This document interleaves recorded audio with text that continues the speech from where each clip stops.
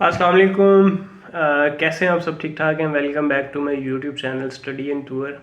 आज की इस वीडियो का टॉपिक है कि चेक रिपब्लिक का अगर आपने स्टडी वीज़ा जो है वो अप्लाई किया है तो इनिशियली जो है वो आपको कितने टाइम का वीज़ा जो है वो चेक एम्बेसी देगी। अगर आपका मास्टर्स में एडमिशन हुआ है तो आप सोच रहे होंगे कि आपका मास्टर जो है वो 2 साल का है तो आपको 2 साल का वीज़ा मिलना चाहिए। या अगर आपका बैचलर्स में एडमिशन हुआ है तो बैचलर्स जो है वो आपका अगर 3 साल का है या 4 साल का है तो आपको 3 साल का या 4 साल का वीज़ा मिलना चाहिए। लेकिन ऐसा होता नहीं है। अगर आप पीएचडी के लिए आपका एडमिशन हुआ है और आप study visa long term study visa apply करेंगे तो वो आपको जो है वो 4 या 5 साल का या 6 साल का वीज़ा मिलेगा, लेकिन ऐसा नहीं होता। तो आज जो है इस टॉपिक पे बात करते हैं कि जब आप पहली दफ़ा आपको वीज़ा मिलता है आपके कंट्री में से, पाकिस्तान से, लेट से, इंडिया से या बांग्लादेश से, तो आपको कितने टाइम का जो है वो वीज़ा मिलता है और नेक्स्ट आपको वीज़ा कैसे एक्सटेंड करना होता है और कैसे चलेगा ये प्रोसेस। तो वीडियो के टॉपिक में मूव करने से पहले अगर आप चैनल पे नए हैं तो चैनल को सब्सक्राइब करें। अगर आप अपना चेक रिपब्लिक का स्टडी वीज़ा का प्रोसेस कर रहे हैं तो आपको जो है वो मेरी नेक्स्ट आने वाली वीडियोस का जो है वो लिंक मिलेगा, आपको अपडेट मिलेगी। और अगर आपकी और इससे रिलेटेड स्टडी वीज़ा से रिलेटेड कोई भी क्वेरीज हैं तो मेरे चैनल पे जाएं, उसको एक्सप्लोर करें। आपको जो है वो वीडियोस वहाँ पे टॉपिक बाय टॉपिक मिलेंगी और आई होप कि आपकी जितनी भी क्वेरीज हैं आपको सबके जो है वो आंसर मिलेंगे। तो चलते हैं वीडियो के टॉपिक के ऊपर। पहली दफ़ा जब आप जो है वो वीज़ा अप्लाई करते हैं, बेसिकली चेक रिपब्लिक में आने के लिए आपको जो है एक फुल टाइम स्टडी प्रोग्राम के अंदर जो है वो एडमिशन लेना होता है। वो बैचलर्स है, वो मास्टर्स है, वो पीएचडी है, ठीक है। As a part time student जो है वो आप international student as a part time जो स्टडी प्रोग्राम होते हैं हम उनमें एडमिशन नहीं ले सकते, और ना ही जो शॉर्ट कोर्सेज होते हैं आप उनमें एडमिशन लेके वीज़ा अप्लाई कर सकते हैं। तो आपका जो डिग्री प्रोग्राम है वो एक फुल टाइम डिग्री प्रोग्राम होना चाहिए, ठीक हो गया। तो उसके लिए जब जो आपने वीज़ा अप्लाई करना है वो लॉन्ग टर्म वीज़ा करना है, more than 90 days. More than 90 days जो है वो लॉन्ग टर्म वीज़ा जो है वो कंसिडर होता है। अब उसमें दो चीज़ें हैं, दो एप्लीकेशन फॉर्म जो है वो एम्बेसी की वेबसाइट के ऊपर अवेलेबल है। एक लॉन्ग टर्म वीज़ा का है और दूसरा जो फॉर्म है वो है लॉन्ग टर्म रेजिडेंस परमिट का। जो लॉन्ग टर्म रेजिडेंस परमिट का फॉर्म है वो ग्रीन कलर में है, जो लॉन्ग टर्म वीज़ा का फॉर्म है वो वाइट कलर में है। आप दोनों में से कोई भी सबमिट कर सकते हैं, लेकिन अब दोनों में फ़र्क क्या है। अगर आपने वाइट फॉर्म जो है वो फिल करके सबमिट किया अपनी वीज़ा एप्लीकेशन के वक्त, तो आपको जो वीज़ा मिलेगा, ठीक है, आपकी वीज़ा एप्लीकेशन अप्रूव हो गई, आप के पासपोर्ट के ऊपर जो है वो वीज़ा लग गया है। अब जब आप यहाँ पे आएंगे चेक रिपब्लिक के अंदर, तो जब वो आपका वीज़ा एक्सपायर हो रहा है तो आप जब उसकी एक्सटेंशन अप्लाई करने आएंगे यहाँ पे चेक रिपब्लिक के अंदर, तो आप बेसिकली रेजिडेंस परमिट के लिए अप्लाई करेंगे, ठीक है। तो उससे पहले जो है वो आप रेजिडेंस परमिट के लिए अप्लाई यहाँ आके नहीं कर सकेंगे।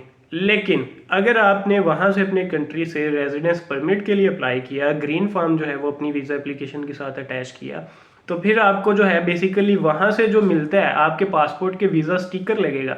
आपके पासपोर्ट के ऊपर जो है वो वीज़ा स्टिकर लगेगा, आपको वीज़ा मिलेगा। लेकिन यहाँ आने के बाद बेसिकली आपको जो है विद इन 3 डेज यहाँ पे जो इनका मिनिस्ट्री ऑफ इंटीरियर का जो ऑफिस होता है आपको उनको इन्फॉर्म करना होता है, और वो आपको एक अपॉइंटमेंट देंगे कि आपने इस दिन आके अपने फिंगर्स देने हैं, अपना बायोमेट्रिक्स जो है वो आपने देना है। उसके बाद बेसिकली आपका रेजिडेंस कार्ड जो है वो आपको विद इन फ्यू डेज जो है, विद इन मंथ जो है वो आपको मिल जाता है। बेसिकली जब आपने ग्रीन फॉर्म अपने कंट्री से सबमिट किया अपनी वीज़ा एप्लीकेशन के साथ, तो आपने वहीं से रेजिडेंस परमिट जो था वो अप्लाई कर दिया था। लेकिन आपको यहाँ आने के लिए क्योंकि वीज़ा चाहिए था, तो वो इनिशियली जो है वो आपके पासपोर्ट के ऊपर आपको वीज़ा स्टैम्प करके देते हैं। लेकिन आपने जो एप्लीकेशन अप्लाई की थी, जो सबमिट की थी, वो आपकी रेजिडेंस परमिट की थी। तो ये दोनों में फ़र्क है। जो पहले है वो आप जब आएंगे उसकी जब एक्सपायरेशन होगी, नेक्स्ट एक्सटेंशन अप्लाई करेंगे तो आपको कार्ड मिलेगा, रेजिडेंस परमिट मिलेगा। लेकिन अगर आपने रेजिडेंस परमिट वहीं से अप्लाई किया है तो पहले आपको वीज़ा जो है वो मिलेगा, स्टिकर लगेगा आपके पासपोर्ट के ऊपर, यहाँ आपके जो है वो आपको 1 महीने के अंदर जो है वो रेजिडेंस परमिट मिल जाएगा, और वो फिर जो है वो आपका एक्सटेंड होता रहता है। अब मेन टॉपिक जो था वो ये था कि कितने टाइम का आपको मिलेगा। अगर आपका मास्टर्स का है 2 इयर्स प्रोग्राम है तो आपको 2 साल का वीज़ा नहीं मिलेगा। बेसिकली आपको जो स्टडी कंफर्मेशन इशू होगा उस आपके वीज़ा का ड्यूरेशन उसके ऊपर डिपेंड करता है।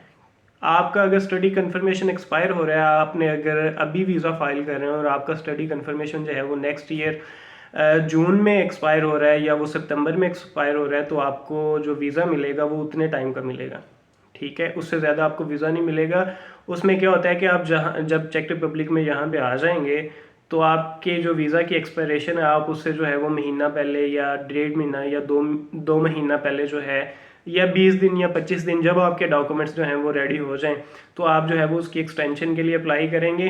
अब एक्सटेंशन के लिए अप्लाई कैसे करना है, इसके ऊपर मैं एक अलग से वीडियो बनाऊंगा कि चेक रिपब्लिक में आपको अपना वीज़ा कैसे एक्सटेंड करना होता है या आपको अपना रेजिडेंस परमिट जो है वो कैसे एक्सटेंड करना होता है। अब इसमें एक और चीज़ है, मेडिकल इंश्योरेंस। पहले चेक रिपब्लिक के स्टडी वीज़ा के लिए ये था कि डिफरेंट मेडिकल इंश्योरेंस कंपनीज हैं यहाँ चेक रिपब्लिक के अंदर जो कि फार्मर्स को मेडिकल इंश्योरेंस जो है वो प्रोवाइड करती हैं।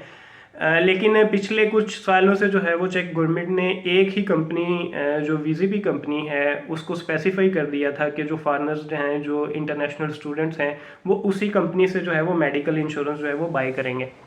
जब आपकी बेसिकली वीज़ा एप्लीकेशन अप्रूव होती है तो एम्बेसी की तरफ से आपको मेल आती है कि आपकी एप्लीकेशन जो है वो अप्रूव हो गई है और आप जो है वो अपने पासपोर्ट के ऊपर वीज़ा स्टिकर स्टैम्प करवाने के लिए इस कंपनी से मेडिकल इंश्योरेंस जो है वो बाय करके लेके आए। अब उसमें यह भी होता है, मिसाल के तौर पे आपका स्टडी कंफर्मेशन जो था वो एक्सपायर हो रहा था सितंबर के अंदर, लेकिन आपने जो मेडिकल इंश्योरेंस ली वो आपने ली जून तक की। अब आपको जो वीज़ा मिलेगा वो जून तक का मिलेगा, ठीक है, क्योंकि मेडिकल इंश्योरेंस जो है वो कंपलसरी है। अगर आपने सितंबर तक की ली तो आपको सितंबर तक का वीज़ा मिल जाएगा, लेकिन अगर आप सितंबर से आगे की भी मेडिकल इंश्योरेंस जो है वो ले लेते हैं तो आपको वीज़ा जो है वो फिर स्टडी कंफर्मेशन के मुताबिक मिलेगा। तो दो इंपॉर्टेंट डॉक्यूमेंट है, एक आपका स्टडी कंफर्मेशन और दूसरा जो है वो मेडिकल इंश्योरेंस, ठीक है। उसका जो कॉन्ट्रैक्ट है वो आप ऑनलाइन जो है वो यहाँ पे वीजीपी के जो ऑफिसेज हैं आप ऑनलाइन सर्च करें, उस पर जो है वो उनको ईमेल करें, ठीक है। वो आपकी एज के मुताबिक आपसे आपका पर्सनल डाटा लेंगे, उसके मुताबिक आपको बताएंगे कि आपको जितने टाइम की इंश्योरेंस चाहिए उतनी जो है वो उसके ये चार्जेस आप ऑनलाइन जो है वो पेमेंट करेंगे और विद इन फ्यू मिनट्स जो है वो विद इन 1 आवर जो है वो आपको आपके जो रिक्वायर्ड डॉक्यूमेंट्स होते हैं, जो मेडिकल इंश्योरेंस का कॉन्ट्रैक्ट होता है, वो आपको सेंड कर देंगे। आप उनको प्रिंट आउट लेके उनका कलर प्रिंट ले जाएं या ब्लैक एंड वाइट ले जाएं, वो एम्बेसी में लेके जाएंगे, वहाँ पे सबमिट करेंगे और आप अपना पासपोर्ट देंगे तो आपके पासपोर्ट के ऊपर जो है वो स्टिकर लग जाएगा। ज़्यादातर एम्बेसीज क्या करती हैं कि जिस दिन आप अपनी वीज़ा एप्लीकेशन सबमिट करते हैं, अपना इंटरव्यू देते हैं, आपका पासपोर्ट जो है वो एम्बेसी रख लेती है और जब आपका डिसीजन आता है तो आपका वीज़ा जो है उस पर स्टिकर स्टैम्प करके, या अगर इन केस अनफॉर्चुनेटली अगर रिजेक्शन हो जाए तो वो आपको पासपोर्ट जो है वो रिटर्न करते हैं। लेकिन चेक एम्बेसी के केस में ऐसा होता है कि जब आप अपनी वीज़ा फाइल सबमिट करते हैं या अपना वीज़ा इंटरव्यू देते हैं तो आपका जो पासपोर्ट है उस दिन आपको वापस कर दिया जाता है और जब आपकी वीज़ा फाइल जो है वो अप्रूव हो जाती है, एप्लीकेशन अप्रूव हो जाती है, फिर आपको मेल आती है कि आप अपना पासपोर्ट लेके आएँ और साथ में जो है वो मेडिकल इंश्योरेंस लेके आएँ, ठीक है। तो ये जो है वो उम्मीद है कि आपको क्लियर हो गया है कि आपको जो स्टार्ट में इनिशियली जो वीज़ा मिलेगा वो कितने टाइम का मिलेगा और कैसे मिलता है, ठीक है। और नेक्स्ट जो है आपने यहाँ पे आके बेसिकली उसकी एक्सटेंशन अप्लाई करनी होती है। तो इस पे इंशाल्लाह मैं एक अलग से वीडियो बनाऊंगा, डिटेल्ड वीडियो, कि यहाँ पे चेक रिपब्लिक के अंदर अगर आप हैं तो आपको अपना residence permit, student residence permit, या आपको अपना जो है वो वीज़ा वो कैसे एक्सटेंड करना है, उसके लिए कैसे अप्लाई करना है। वीडियो को लाइक करें, शेयर करें और चैनल को जो है वो सब्सक्राइब करें। मिलते हैं नेक्स्ट वीडियो के अंदर एक इम्पोर्टेंट टॉपिक के साथ। Wish you good luck with your visa process and अगर आप अपना एडमिशन का प्रोसेस कर रहे हैं तो मिलते हैं अगली वीडियो में। तब तक जो है वो अपना ख्याल रखें। अल्लाह हाफिज़।